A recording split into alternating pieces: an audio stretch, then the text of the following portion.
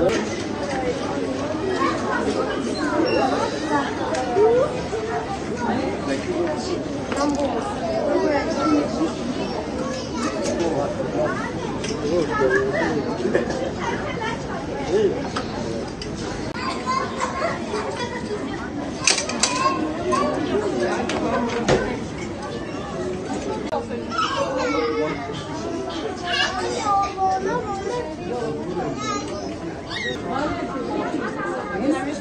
tanesi de var.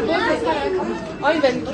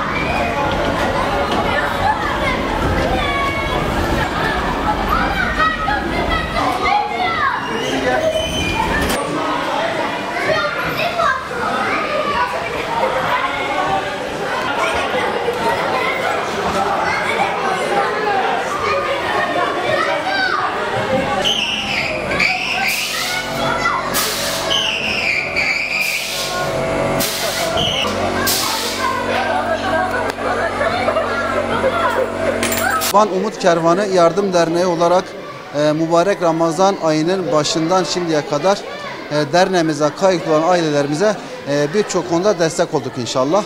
İlk etapta sosyal marketimiz başta olmak üzere derneğimize kayıtlı olan ailelerimize gıda maddesinin yanı sıra nakdi yardımlar da ulaştırdık. Bununla beraber kırmızı et yardımında bulunduk. Bununla beraber sahurda aileleriyle beraber yiyebilmeleri için sahurluk, kahvaltılık ürünler kendilerine ulaştırdık. Bu konuda bize desteklerini esirgemeyen tüm hayırsever kardeşlerimize teşekkür ediyoruz. Bugün ise Ramazan'ın son gününe ulaştık inşallah. Burada yine derneğimize kayıtlı olan ailelerimizi ilk etapta mağazaya götürerek orada çocuklarımıza bayramlık elbise giydirdik. Akabinde onları alarak bir lokantada iftar yemeği yedirdik. Onun ardından da namazlarımızı kıldıktan sonra şu an bulunmuş olduğumuz eğlence merkezine gelerek çocuklarımızla beraber gönlümüzce eğlendik. Bayram öncesinde derneğimize kayıtlı olan ailelerimizin çocuklarının bir nebze olsun yüzlerinin gülebilmesi için bayrama daha mutlu, daha neşeli gelebilmeleri için daha doğrusu üzerindeki stresi atarak bayrama girmeleri için böyle bir eğlence tertipledik. İnşallah hayırlı olmuştur. Bu konuda da bize desteklerini esirgemeyen tüm hayırsever kardeşlerimize teşekkür ediyoruz.